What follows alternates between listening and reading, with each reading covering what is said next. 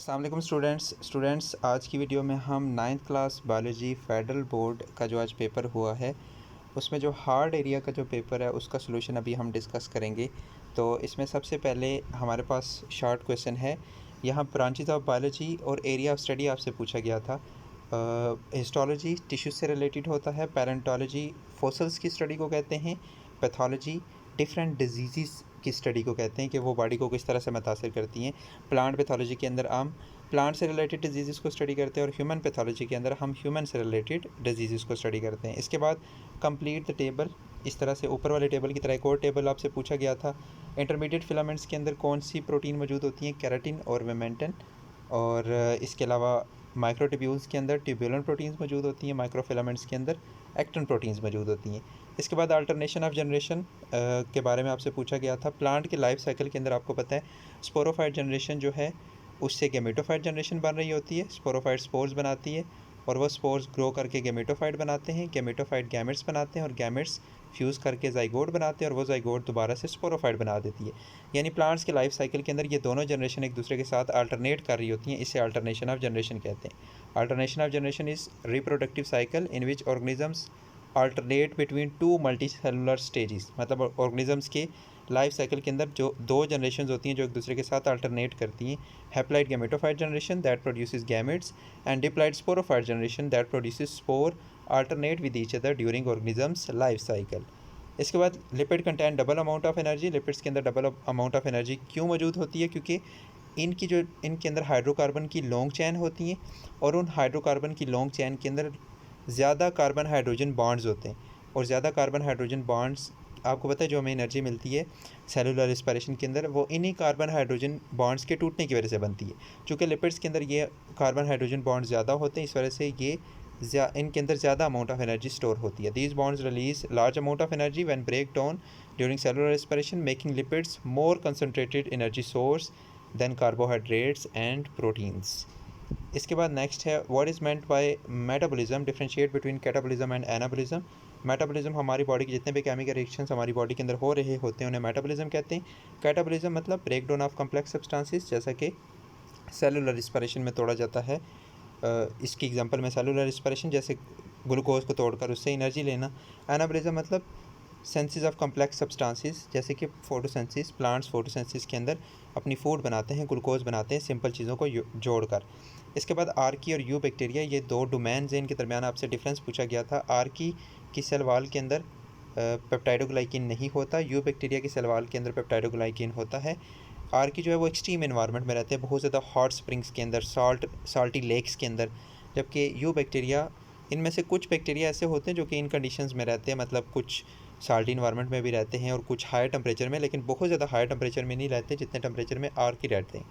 तो ये normal temperature पे रहते हैं बैक्टीरिया, सॉइल के अंदर, वाटर के अंदर, इवन हमारी बॉडीज़ के अंदर भी बहुत सारे बैक्टीरिया रह रहे होते हैं। तो ये दो ही डिफरेंस आपसे पूछे गए थे।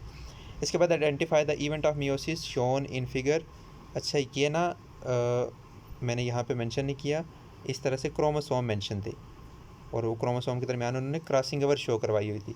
तो क्रॉसिंग ओवर बेसिकली वो क्रॉसिंग ओवर था जो कि प्रोफेज़ 1 ऑफ मियोसिस 1, मियोसिस 1 के प्रोफेज़ 1 के अंदर होता है, उसे क्रॉसिंग ओवर कहते हैं।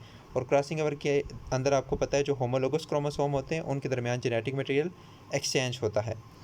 This occur during prophase 1 of meiosis, it results in new recombination of genes increasing genetic variation among offspring. मतलब इनके क्रॉसिंग ओवर के नतीजे में क्रोमोसोम के नए कम्बिनेशन बनते हैं जिसकी वजह से जो फर्दर आगे गैमेट्स बनते हैं उन गैमेट्स के अंदर नए कम्बिनेशन ऑफ क्रोमोसोम्स जाते हैं, उनके अंदर जेनेटिक वेरिएशन जाती है।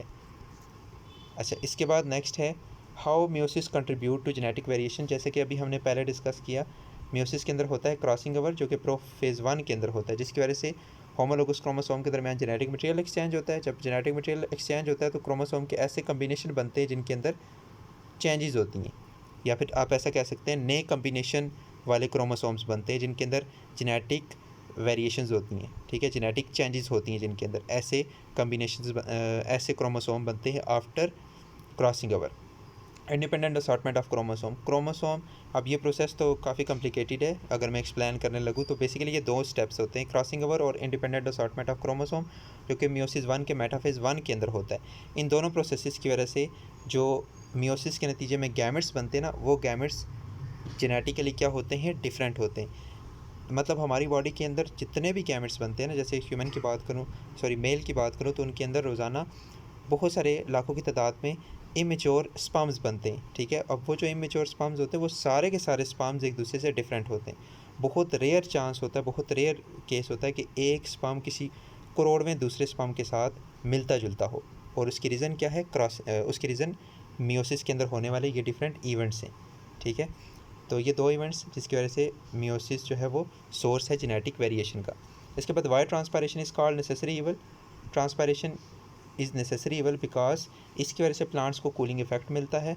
इसकी वजह से एक कूलिंग फोर्स क्रिएट होती है जिसकी वजह से जिसकी वजह से वाटर और उनके अंदर डिजॉल्व मिनरल्स रूट से एरियल पार्ट्स की तरफ मूव करते हैं।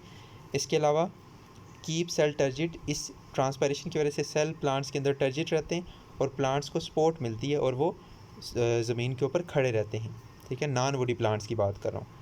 अच्छा, इसके बाद एलिस्ट्रेट the importance of magnesium in chlorophyll formation. आपको पता है क्लोरोफिल का जो मेन स्ट्रक्चर होता है ना, उसके सेंटर में मैग्नीशियम होता है और इसकी सराउंडिंग में 4 पायरोल रिंग्स होती है जिनके अंदर नाइट्रोजन होता है। तो नाइट्रोजन और मैग्नीशियम दोनों ही ज़रूरी होते हैं क्लोरोफिल के स्ट्रक्चर को बनाने में, लेकिन ज़्यादा रोल होता है मैग्नीशियम का। Magnesium is the central item of chlorophyll molecule. It plays crucial role in capturing sunlight for photosynthesis. मतलब फोटोसिंथेसिस के दौरान जो क्लोरोफिल पिगमेंट लाइट को कैप्चर करते हैं उसमें ये मैग्नीशियम हेल्प करता है। Activating enzymes related to photosynthesis, इसके अलावा ये मुख्तलिफ एंजाइम्स को भी एक्टिवेट करता है, ठीक है, जो कि जिनका फोटोसिंथेसिस के अंदर रोल होता है। Without magnesium plants can not synthesize chlorophyll, और प्लांट्स फोटोसिंथेसिस के प्रोसेस को भी परफॉर्म नहीं कर पाते, जिसकी वजह से प्लांट्स येलो होना शुरू हो जाते हैं, ठीक है। मतलब प्लांट्स के पत्ते जो है वो येलो होना शुरू हो जाते हैं। अच्छा, इसके बाद नेक्स्ट है आइडेंटिफाई द प्रोसेस। ये प्रोसेस आपने आइडेंटिफाई करना था। ये प्रोसेस कौन सा है, ये है बाइनरी फिशन, कॉमनली अकर इन बैक्टीरिया, जिसमें आप देख सकते हैं एक सेल से 2 सेल बन रहे। सबसे पहले डीएनए की रेप्लिकेशन हो रही है। अच्छा, ये कॉमनली लिखा है, ये नहीं कि ये बैक्टीरिया है, तो वो कॉमनली इन बैक्टीरिया मैंने यहाँ पे मेंशन किया कि ज़्यादातर ये बैक्टीरिया के अंदर होता है। ये तो किसी और ऑर्गेनिज्म की, किसी जो यूकैरियोट है उसकी एग्जांपल लिखी हुई है, लेकिन है ये बाइनरी फिशन ही। सबसे पहले आप यहाँ पे देख सकते हैं जेनेटिक मटेरियल की कापी बन रही है, यानी जो न्यूक्लियस है उसकी कापी बन रही है। फिर इसके बाद सेल एलोंगेशन, सेल साइज़ में बड़ा हुआ है। इसके बाद क्रोमोसोम, ये जो जेनेटिक मटेरियल है वो यहाँ पे देखें ये सेपरेट हो रहा है। फिर साइटोकाइनेसिस यानी साइटोप्लाज्म की डिवीजन, और एक सेल से 2 डॉटर सेल बन गए। अच्छा, इसके बाद ये मैंने शार्ट से स्टेप लिखे हैं, आपकी बुक के अंदर जो 4-5 स्टेप्स हैं उनको आप यहाँ पे लिख सकते हैं। Briefly explain horticulture and animal husbandry. Horticulture basically science and art दोनों को मिलाकर बेसिकली ये प्लांट को खूबसूरती के साथ ग्रो करने के हवाले से the science and art of growing fruits, vegetables, flowers and ornamental plants, ठीक है। रोज़ गार्डनिंग, एप्पल ऑर्चर्ड, तो मतलब ये गार्डनिंग के हवाले से ही है, लेकिन इसमें जो हॉर्टिकल्चरिस्ट होता है ना वो प्लांट्स को मुख्तलिफ डिज़ाइन बनाकर ग्रो करवाता है, ठीक है। तो एनिमल हस्बेंड्री ये बेसिकली डील करती है एनिमल्स या लाइफ स्टॉक जो एनिमल्स होते हैं उनकी फ़ूड के साथ, उनकी लेबर के साथ, या उनसे कौन सी प्रोडक्ट्स हम बनवा सकते हैं, ठीक है, और उनकी ब्रीडिंग के साथ, मतलब उनको हम कैसे उनकी तादाद को बढ़ा सकते हैं। लाइफ स्टॉक मतलब ये जो गाय भैंसें होती हैं उन ऑर्गेनिजम्स की ब्रीडिंग के साथ, उनकी रेजिंग के साथ ये डील कर रहे होते हैं। Cattle farming for milk and meat, ठीक है, ये एनिमल हस्बेंड्री बायोलॉजी की ये ब्रांच जो है इसके साथ डील कर रही होती है। इसके बाद outline taxonomic hierarchy of pea up to taxon phylum. Phylum के बाद आपने बताना था, तो फाइलम इसका है एंजियोस्पर्म, पी प्लांट का, फिर क्लास इसकी मैग्नियोलॉप्सिडा, इसके बाद फेबेलिस ऑर्डर, फेबिएसी फैमिली, पाइसियम जीनस और पाइसियम सेटिमम स्पीशी का नाम है। इसके बाद नेक्स्ट आपने how does palaeontology provide evidence. Palaeontology मतलब फोसल्स की स्टडी को कहते हैं, और आपको पता है कि जो एवोल्यूशनिस्ट होते हैं ना वो फोसल्स को प्रेजेंट स्पीशीज़ के साथ मिलाते हैं। तो बहुत सारे फोसल्स जो आजकल ऑर्गेनिजम्स एग्जिस्ट नहीं करते ना, तो उनके जब फोसल्स देखेंगे तो उनके बहुत सारे स्ट्रक्चर्स आज मौजूद ऑर्गेनिज्म से मिलते जुलते हैं। तो उन्होंने ये बोला कि हो सकता है ये फोसल्स वाले ऑर्गेनिजम्स जिनकी अब फोसल रह गए वो इन ऑर्गेनिजम्स के एंसेस्टर हैं। मतलब इस तरह से उन्होंने एक एविडेंस बना ली है। तो palaeontology studies fossils which shows structural similarities between extinct and living organisms. मतलब स्ट्रक्चरल सिमिलैरिटीज़ मौजूद हैं फॉसल्स, ये हमें बताते हैं कि स्ट्रक्चरल सिमिलैरिटीज़ हैं फॉसल्स के दरमियान। फॉसल्स मतलब वो ऑर्गेनिज्म जो आजकल मौजूद नहीं है लेकिन स्टिल उनकी रिमेनिंग्स मिल रही हैं हमें, तो इनकी सिमिलैरिटीज़ इनके साथ ये हमें शो करती हैं कि there is common ancestor between this and this, या फिर ये बोला जाता है कि इनका हो सकता है ये एंसेस्टर हो। ठीक है, तो इस वजह से इसे की एविडेंस समझा जाता है एवोल्यूशन की थ्योरी के हवाले से फॉसल्स को। अच्छा, state any 3 points of theory of evolution. Darwin की थ्योरी ऑफ एवोल्यूशन के कोई से 3 पॉइंट आपने बताने थे। ओवर प्रोडक्शन, वेरिएशन और नेचुरल सिलेक्शन, ये 3 पॉइंट्स आपने बता देने थे। इसके बाद नेक्स्ट आपने बताना था आपसे फ्लूइड मोज़ाइक मॉडल, या फिर आप समझ लें प्लाज्मा मेम्ब्रेन का जो स्ट्रक्चर है वही आपसे पूछा गया था। तो आपने यहाँ पर फास्फोलिपिड की 2 लेयर्स बनानी थी, सेंटर में कहीं पे 2-3 जगह पे आपने प्रोटीन्स बना देनी थी, जैसे ये कम्प्लीटली एम्बेडेड प्रोटीन्स हैं, ये पार्शली एम्बेडेड प्रोटीन्स हैं, और कुछ प्रोटीन्स के साथ ऊपर कार्बोहाइड्रेट्स भी लगे हुए हैं, इन्हें ग्लाइकोप्रोटीन्स कहते हैं। ठीक है, और कुछ लिपिड्स के ऊपर भी कार्बोहाइड्रेट्स लगे हुए होते हैं, इन्हें ग्लाइकोलिपिड्स कहते हैं। तो इस तरह से आपने स्ट्रक्चर बना देना था। इसके बाद नेक्स्ट आपसे पूछा गया था आइडेंटिफाई लेवल ऑफ ऑर्गेनाइजेशन इन। अच्छा, ये डायग्राम थी, ये लेवल ऑफ ऑर्गेनाइजेशन कौन सा है। ऑर्गन सिस्टम, आपने कोई 4 और ऑर्गन सिस्टम की एग्जांपल बतानी थी, digestive system, respiratory system, nervous system और circulatory system. Briefly explain 3 types of transpiration. तो स्टोमेटल ट्रांसपायरेशन, स्टोमेटा के जरिए जो ट्रांसपायरेशन होती है। क्यूटिकुलर ट्रांसपायरेशन, जो क्यूटिकल के जरिए होती है। क्यूटिकल आपको पता है लीव्स, बहुत सारे लीव्स की जो ऊपर सरफेस होती है ना, शाइनी सरफेस, वहाँ पे ये क्यूटिकल होती है, क्यूटन केमिकल की बनी हुई है। तो जहाँ पे ये क्यूटिकल थोड़ी थिन होती है वहाँ से जो वाटर है वो लॉस होता है, उसे क्यूटिकल ट्रांसपायरेशन कहते हैं। लेंटिकुलर ट्रांसपायरेशन, ये लेंटिकल्स छोटे छोटे पोर्स होते हैं वुडी स्टेम्स के ऊपर। ठीक है, जो वुडी स्टेम्स होती हैं उनके ऊपर थोड़े स्टोमेटा से तो बड़े ही पोर्स होते हैं, तो उनके ज़रिए जो वाटर लॉस होता है उसे लेंटिकुलर ट्रांसपायरेशन कहते हैं। तो इसके बाद नेक्स्ट आरएनए की 3 टाइप्स। मैसेंजर आरएनए, जिसके अंदर जेनेटिक इन्फॉर्मेशन स्टोर होती है, जो कि डीएनए से बनता है। ठीक है, डीएनए से एमआरएनए बनता है, जिसके अंदर जेनेटिक प्रोटीन बनाने की इन्फॉर्मेशन स्टोर होती है। ट्रांसफ़र आरएनए, जो कि प्रोटीन बनाने के लिए अमाइनो एसिड्स को लाता है। राइबोसोमल आरएनए, जो कि राइबोसोम्स का हिस्सा होते हैं, और राइबोसोम्स आपको पता है प्रोटीन बनाने की मशीनरी है। ठीक है, तो राइबोसोम्स के अंदर होता है आरएनए। ठीक है, जो मैसेंजर आरएनए होता है उसके अंदर प्रोटीन बनाने की इन्फॉर्मेशन होती है, और जो ट्रांसफ़र आरएनए होता है वो क्या करता है, जब राइबोसोम रीड करता है ना मैसेंजर आरएनए को, ट्रांसफ़र आरएनए को ऑर्डर देता है कि तुम अमाइनो एसिड लाओ, और वो अमाइनो एसिड्स को ये फिर राइबोसोम जोड़ के प्रोटीन बनाते हैं। अच्छा, इसके बाद नेक्स्ट है फर्मेंटेशन क्रूशल क्यों है लिविंग ऑर्गेनिजम्स के लिए। आपको पता है फर्मेंटेशन के अंदर भी, यानी ये एनारोबिक रेस्पिरेशन की एक टाइप है, या फिर एनारोबिक रेस्पिरेशन को हम फर्मेंटेशन भी कहते हैं। तो एनारोबिक रेस्पिरेशन के अंदर भी आपको पता है एटीपी प्रोडक्शन होती है। हमारी बॉडी के अंदर भी एनारोबिक कंडीशंस में जब ऑक्सीजन नहीं होती या ऑक्सीजन कम पड़ जाती है, तो एनारोबिक रेस्पिरेशन के ज़रिए जिस्म के अंदर क्या बनाना शुरू कर दी जाती है, एटीपी बनाना शुरू कर दी जाती है। और बहुत सारे माइक्रो ऑर्गेनिजम्स के अंदर भी एनारोबिक रेस्पिरेशन की मदद से ही एटीपी बनाई जाती है। अच्छा, इट हेल्प्स, ये बहुत सारे उन ऑर्गेनिजम्स को सर्वाइव करने में मदद करता है जो कि ऑक्सीजन डेफिशिएंट इन्वायरमेंट में रहते हैं, यानी ऐसे इन्वायरमेंट में रहते हैं जहाँ पे ऑक्सीजन की कमी होती है। अच्छा, ये ऑर्गेनेली आपने आइडेंटिफाई करनी थी, ये स्ट्रक्चर आपने आइडेंटिफाई करना था। ये एक ऑर्गेनेली, और ये ऑर्गेनेली कौन सी है, माइटोकॉन्ड्रिया। ठीक है, और इसको पावर हाउस ऑफ सेल भी कहते हैं, और इसके अंदर सेलुलर रेस्पिरेशन का प्रोसेस होता है जिसके ज़रिए एटीपी की प्रोडक्शन होती है। इसके बाद कम्पिटेटिव इनहिबिशन आपने बताना था। कम्पिटेटिव इनहिबिशन यानी इसमें कुछ ऐसे मॉलिक्यूल्स जो कि एंजाइम की एक्टिविटी को रेगुलेट करते हैं, वो compete करते हैं किसके साथ, सबस्ट्रेट के साथ। यानी सबस्ट्रेट और इन इनहिबिटर्स की, कम्पिटेटिव इनहिबिटर्स की शेप एक जैसी होती है, दोनों की शेप एक जैसी होती है। और जब इन सबस्ट्रेट की एक्टिविटी को, यानी एंजाइम की एक्टिविटी को कम करना होता है, तो बॉडी क्या करती है, इन कम्पिटेटिव इनहिबिटर्स की तादाद को सबस्ट्रेट से बहुत ज़्यादा कर लेती है। ठीक है, फिर इन दोनों के दरमियान कंपटीशन होता है, जो तादाद में ज़्यादा होता है वो एक्टिव साइट के साथ बाइंड करता है। अगर ये इनहिबिटर बाइंड करे एक्टिव साइट के साथ तो एंजाइम प्रोडक्ट नहीं बनाते। ठीक है, तो अगर सबस्ट्रेट बाइंड करे तो तब एंजाइम प्रोडक्ट बनाते हैं। चूँकि दोनों के दरमियान कंपटीशन होता है एक्टिव साइट के साथ बाइंड करने के लिए, तो इस वजह से इसे कम्पिटेटिव इनहिबिशन कहते हैं। तो in competitive inhibition a molecule resembling to substrate, यानी एक ऐसा मॉलिक्यूल जो सबस्ट्रेट जैसा होता है वो एक्टिव साइट के साथ बाइंड करता है और सबस्ट्रेट को एक्टिव साइट के साथ बाइंड नहीं होने देता, जिसकी वजह से प्रोडक्ट नहीं बनती। दिस स्लोज डाउन और स्टॉप्स एंजाइम एक्टिविटी। ये जो इनहिबिटर होता है ये क्या करता है, फिर एंजाइम की एक्टिविटी को कुछ देर के लिए रोक देता है, जब तक उस एंजाइम की एक्टिविटी बॉडी को रिक्वायर नहीं होती, तब तक वो कम्पिटिटिव इनहिबिटर उस एंजाइम की एक्टिविटी को रोके रखता है और एक्टिव साइट के साथ बाइंड रहता है, और जब बॉडी को उसकी ज़रूरत होती है तो वो एक्टिव साइट से हट जाता है और उसके साथ आके सबस्ट्रेट जुड़ जाती है और फिर उससे प्रोडक्ट बनना शुरू हो जाती है। अच्छा, इसके बाद नेक्स्ट लॉन्ग क्वेश्चंस थे। तो explain 3 major steps of Calvin cycle and draw its label diagram. ठीक है, तो इसमें 3 स्टेप्स आपने वही बताने थे, कार्बन फिक्सेशन, इसके बाद दूसरा कौन सा था, सबसे पहले है कार्बन फिक्सेशन,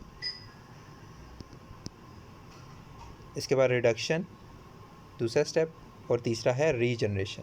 ये 3 स्टेप्स आपने बताने थे। अच्छा, इसके बाद elaborate any 5 osmotic adjustment in xerophytes. Xerophytes की सरफेस के ऊपर थिक वैक्सी क्यूटिकल होती है, इसके अलावा इनके अंदर सकुलेंट ऑर्गन्स होते हैं, इसके अलावा इनकी रूट्स बहुत डीप होती हैं। ठीक है, इनके लीव्स बहुत शॉर्ट होते हैं, स्केली लीव्स होते हैं। ठीक है, या फिर इनके अंदर लीव्स होते ही नहीं, बहुत कम होते हैं। ठीक है, तो ये कुछ चीज़ें आपने बतानी थी ज़ीरोफाइट्स के अंदर। और ज़ीरोफाइट्स किस हवाले से एडजस्ट करते हैं, इनके अंदर पानी की, मतलब ये उन एरियाज़ में रहते हैं जहाँ पे पानी की डेफिशिएंसी होती है, इनके अंदर बहुत लेस नंबर ऑफ स्टोमेटा होते हैं। ये 5-6 बातें आपने बतानी थी।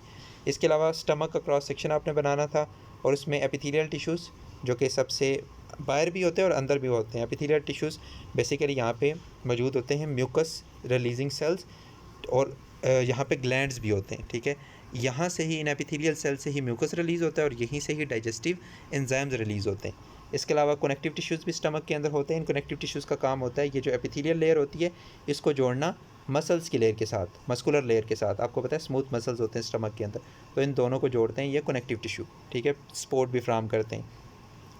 इसके बाद नर्वस टिश्यू। ठीक है, ये नर्वस टिश्यू बहुत सारी जगहों पे मौजूद होते हैं, जैसे सब म्यूकोसा, ये सबसे अंदर वाली को म्यूकोसा भी बोला जाता है। म्यूकोसा एपिथेलियल टिश्यू से मिलकर बनी होती है। इसके बाद होती है सब म्यूकोसा। ठीक है, ये जो सब म्यूकोसा होता है इसके अंदर नर्वस टिश्यू भी होते हैं, उसके अंदर कनेक्टिव टिश्यूज़ भी होते हैं। ठीक है, तो ये जो नर्वस टिश्यूज़ होते हैं ये क्या करते हैं, ये मसल्स की मूवमेंट को, स्मूथ मसल्स की मूवमेंट को, स्टमक के मसल्स जो होते हैं ना वो भी मूव करते हैं। तो स्टमक के मसल्स के मूवमेंट को कंट्रोल करते हैं ये नर्वस टिश्यूज़। प्लस यहाँ पे ये जो ग्लैंड्स मौजूद होते हैं ना इस अंदरूनी लेयर के अंदर, उनसे जो डाइजेस्टिव जूसेस रिलीज़ होते हैं। ठीक है, जो गैस्ट्रिक जूसेस रिलीज़ होते हैं, जो एंजाइम्स रिलीज़ होते हैं, जो म्यूकस रिलीज़ होता है, उनकी कंसंट्रेशन को भी, उनकी सेक्रेशन को भी ये नर्वस टिश्यूज़ कंट्रोल करते हैं। तो ये आपकी बुक के अंदर ऑर्गेनेलिज़ वाले चैप्टर के अंदर लिखा भी हुआ है, तो वहाँ से आप रीड कर सकते हैं। वही आपने यहाँ पे मेंशन करना था। Illustrate 5 steps of scientific method. तो इसमें 5 स्टेप्स आपने वही बताने थे, आइडेंटिफिकेशन ऑफ बायोलॉजिकल प्रॉब्लम, इसके बाद नेक्स्ट उसमें से ऑब्जर्वेशंस, फिर हाइपोथेसिस, फिर डिडक्शन, फिर उसके बाद एक्सपेरिमेंटेशंस। तो ये 5 मेन स्टेप्स आपने एक्सप्लेन करने थे।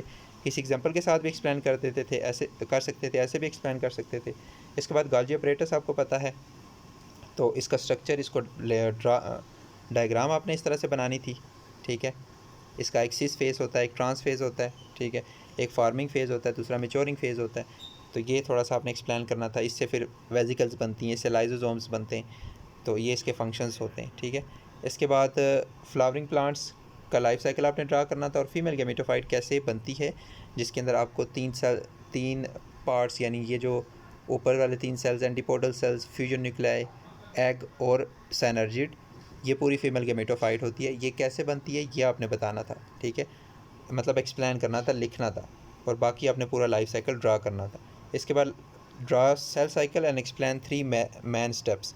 तो सेल साइकिल के 3 मैन स्टेप्स आपने एक्सप्लेन करने थे, सेल साइकिल को ड्रा करना था, और इसके 3 मैन स्टेप्स कौन से आपने एक्सप्लेन करने थे, इंटरफेस ये आपने बता देना था।